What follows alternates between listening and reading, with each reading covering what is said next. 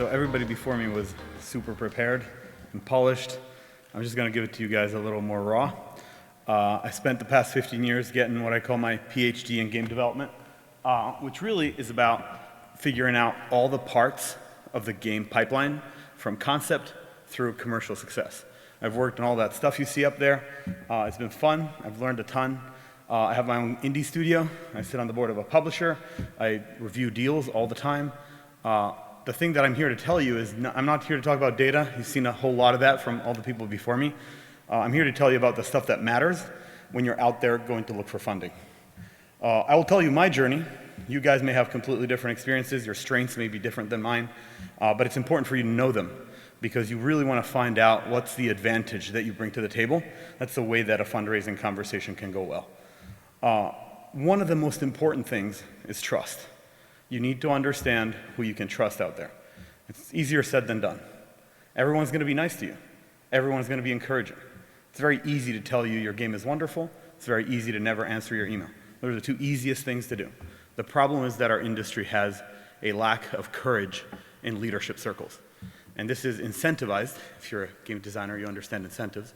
It's incentivized by the fact that when you show courage and you make a mistake, you're usually punished.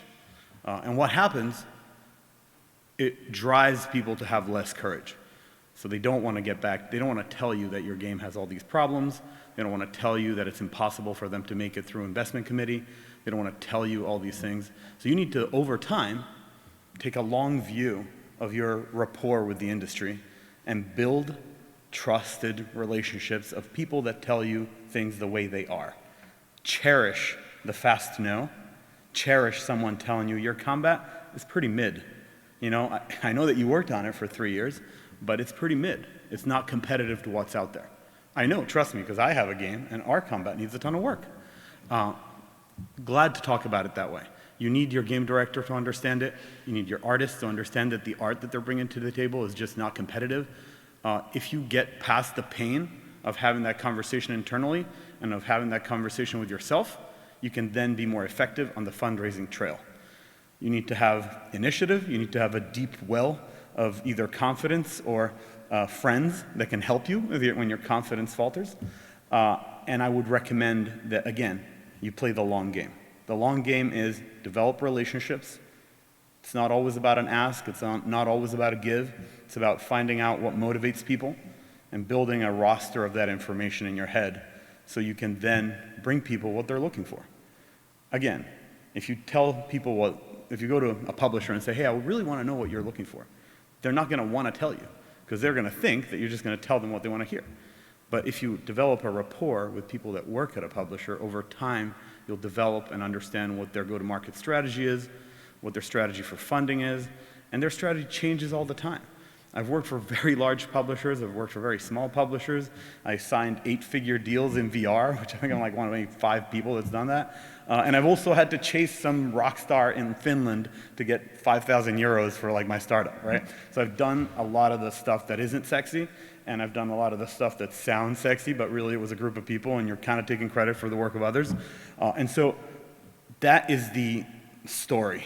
The story is build trusted relationships over time, have grit and patience, and understand what you bring to the table that is an unfair advantage. If you have an unfair advantage, funding will unlock. But until you understand where funding is going. So for example, the lady before me was super smart, talked about how M&A in Roblox is on fire. If you are in Roblox and you have a game that's pretty high up there, you can sell it and you can collect a paycheck. Maybe you don't want to learn Roblox. Maybe you disagree with their developer split because it's super predatory. Again, their choice. Maybe you love the fact that you can create a game in a couple of weeks and test it, and you can make 25 games in a month, and then you can see what works. But that's not for everyone. Maybe you love the Steam audience. Decide what you actually love. Decide if that's something that you can turn into a commercial endeavor. And if you can't, then it's totally fine to get a different income stream and build the thing you really want to build. There's a bunch of garage bands. There's a bunch of indie devs that have churned at making games for 10 years before getting anywhere. Understand what you're getting into and understand what your advantages are so that you end up being on the winning side of the negotiation. And the winning side doesn't always feel like the winning side. But the winning side is the side that gets you what you want so you can do the thing you want to do. So, for example, when I decided that I was too expensive for my company, I went out and I got some fractional CMO gigs. That way, I could tap into my well of experience in taking games to market. I wouldn't have to charge my studio for my salary. I can still send my kids to school and pay my mortgage, right? And those are the kind of things that are unsexy parts of building an indie studio that is important to know and have mastery on if you're going to go out there and have leverage in your negotiations with folks with a big pocketbook. That's kind of, I said a whole lot. In general, I'll be available later if anybody wants to talk about anything. But the core that you can take out of this conversation is back to trust. Back to who are the people that you resonate with in this industry that are going to tell you things the way they are, and how can you continue to have an exercise of building that roster of relationships. If you don't do that, you're flying blind. And I promise you will be frustrated. A lot of folks will tell you things that you want to hear. A lot of folks won't get back to you. That's okay. That's just the name of the game. Like I said, I'm not a fan of long conversations. I have one slide up here. At least it's got a video on it. So I will end this earlier than my 10-minute allotted time. But like I said, think carefully about every conversation. A fast no and a yes are the only things that matter. If somebody is stringing you along and just kind of being nice to you, that's called a no. Learn to recognize that. The sooner you recognize that, the sooner you decide, this is not worth my time, this is not a fit, the sooner the balance of leverage shifts back in your favor. So that is the silver lining. You care about your project, you care about it happening, that is the leverage that the other party has. The leverage you have is deciding this is not a good fit.